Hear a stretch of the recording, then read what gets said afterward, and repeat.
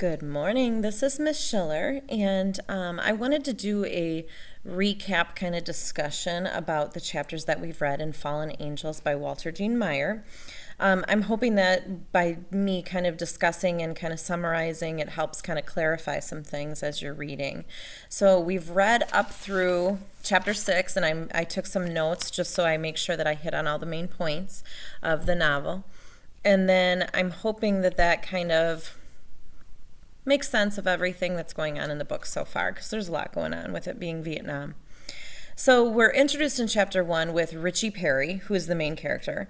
It's told in third-person point of view, but it's through Perry's point of view. So he's from New York, Harlem, so that's kind of like the rough side of town, especially during this time period. And he's on the plane on the way to Vietnam. He meets Judy Duncan, who's a nurse, who's kind of pretty, and they talk. And he also meets Pee Wee Gates from Chicago.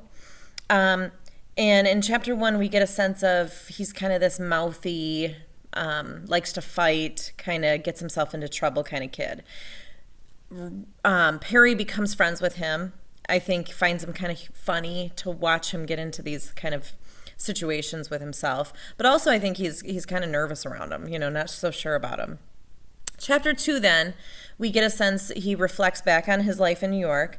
Because he's from a poor area, couldn't afford college, got sick of people asking what he's doing with his life, and so he enlisted.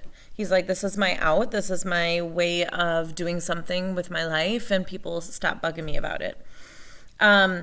Pee-wee seems to really enjoy military life because he also came from a poor area in Chicago. He likes the fact that he gets everything, that everybody's equal. They're on level playing fields kind of deal. Like, so if they get something, he gets something. If they get food, he gets food. So we can kind of get a sense of how impoverished he was. We see a sense of reverse discrimination. And what that means is normally when we see discrimination, it's white against black. We see it as reverse discrimination in here, where this guy who has lots of rings, so they call him rings, comes up and asks all of the black soldiers to make a blood pact with him because you can't trust a white guy to have your back kind of mentality. And so Perry and Pee-wee are like, I'm not having that. And so we can kind of sense that there's a little distrust between the black soldiers and the white soldiers during this time period. There's a lot of them hanging out at the hooch, which is like headquarters, like their living quarters, and waiting. They meet Jenkins, this guy who looks like he's from a comic book, and he's terrified. So we get the sense of how like uncomfortable he is in this situation and how scared he is. The sergeant goes through all of these, like, don't do this, don't do that, to keep them safe.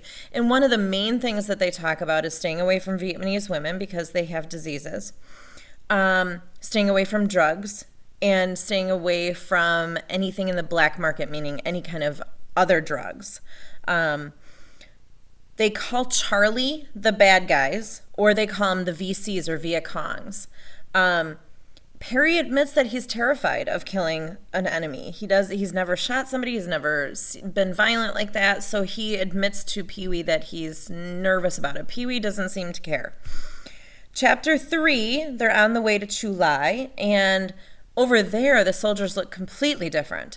They look worn. They look kind of haggard. They look like they've been in battle versus where they were first put. They talk about Perry having a medical profile because of his knee injury, and that he's supposed to not be in combat, but there's an error in the paperwork. It hasn't gotten to the people in charge, and so he's in combat when he shouldn't be. He should have like a desk job instead. We also meet Johnson, this big black guy from Georgia, and there's a lot of talk about the fact that this war isn't going to last much longer, that maybe they'll be stationed in Hawaii. They're talking about all of these things in hopes that the war won't last much longer. They receive their weapons, so their machine guns, or their grenade launchers and things like that, depending on what they're trained for. And then we see a sense of Pee-wee starting to egg on Johnson, who's this big guy, trying to pick a fight. They take Sergeant Simpson takes them on their first patrol, and everything seems fine except for on their way back to the helicopter, Jenkins steps on a landmine and is killed. Chapter 4, we get into more detail of how Perry's struggling with Jenkins' death and how it really didn't sink into him over in Vietnam how they all have that possibility of death. Lieutenant Carroll says a prayer for Jenkins, and then we meet some of the Alpha Company who's in with Perry and Pee Wee. So we meet Brew, who's very religious, Monaco, who's kind of this laid-back Italian, Wallowick and Brunner, they kind of just mention them as other people in the Alpha Company. Lobel is like this kind of guy who's focused on movies and pretending like Vietnam is a movie instead of reality is his way of dealing with this situation.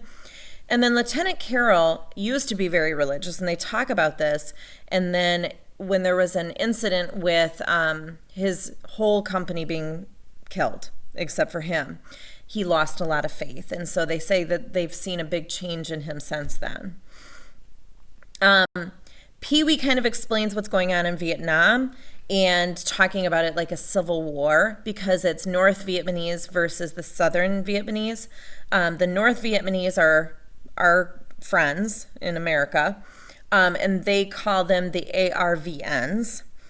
And then the bad guys, the VC or the Viet Congs, are the enemies. But citizens are joining up wherever they can because they're terrified. So they could be joining up with the enemy and then switch over to the good guys so that they save face and they stay alive. So there's a lot of the switching back and forth, and there's a lot of people joining from families from both the different sides, and so that's like the Civil War. They go into town for the first time and meet the first Vietnamese people. Pee Wee drank some wine and ate some food, had horrible stomach pains and diarrhea, and so he kind of gets that sense of why they were warned against doing anything in the communities. We learn that Captain Stewart wants to make major, and in doing so, he's going to try to get his body count of Viet Congs up so that he looks good. So they just want to kill more Viet Congs. That's kind of his game plan right now. Chapter 5, they're hanging out in the hooch quite a bit. They hear more and more news when they watch TV or listen to the radio of peace and, the war ending and hearing more talk about Hawaii. So they're kind of hopeful that they won't ever have to see anything else. Then the Alpha Company is asked to go on patrol. Nothing much happens. Perry's asked about his profile. And he's basically given the option at the end of chapter 5 of what to do with the profile. Do you want to kind of lay low until the paperwork comes, or do you want to keep on fighting? And he chooses to fight. And he's warned not to try to be a hero. Like, it's okay to say, I just want a desk job, or I just want to kind of wait until my paperwork comes. And he chooses to fight. Chapter 6, they're on guard duty, and Lobel is talking about movies again, a lot of movie talk, again, trying to escape the reality of war. The Alpha Company is interviewed by TV crew about why they're fighting in Vietnam, and everybody gives a different answer. So some of them say, well, we've got to stand up for what America stands for, which is freedom. We want to free the South Vietnamese. We hate communism, so we want to make sure communism is killed because his country asked him to, so he was drafted and he's going to do what he needs to do for the country. So all of these different reasons, and all of them seemed very socially acceptable to go back into the news. The Alpha Company was asked to go back on patrol. They saw one Viet Cong. They killed him. Perry was so scared about this situation that he forgot to even load his weapon, so he didn't do any of the shooting. When they get back, they found papers on the Viet Cong, and he actually wasn't the enemy. He wasn't a Viet Cong. He was just a regular citizen that was just at the wrong place at the wrong time and killed. And so when we start the next chapter, we kind of see some of that's happening with killing the wrong people because they look like they could be the enemy, and all the different kind of situations that they're put in Vietnam. I hope that this clarified up through the first 6 chapters of what's going on. I hope you're enjoying the book about Vietnam. I hope it's giving you a better insight of what was going on over there, the confusion, the lack of training, the lack of understanding of why America was even involved. Some of those kind of things, I think, are the themes that are being hit on here. If you continue to have questions, let me know, and we will video chat and discuss. We will text. We'll do whatever needs to happen for you to make sense of the book. I just want to make sure that you're getting the main ideas here. I hope you have a great day, and I will talk to you later. Bye.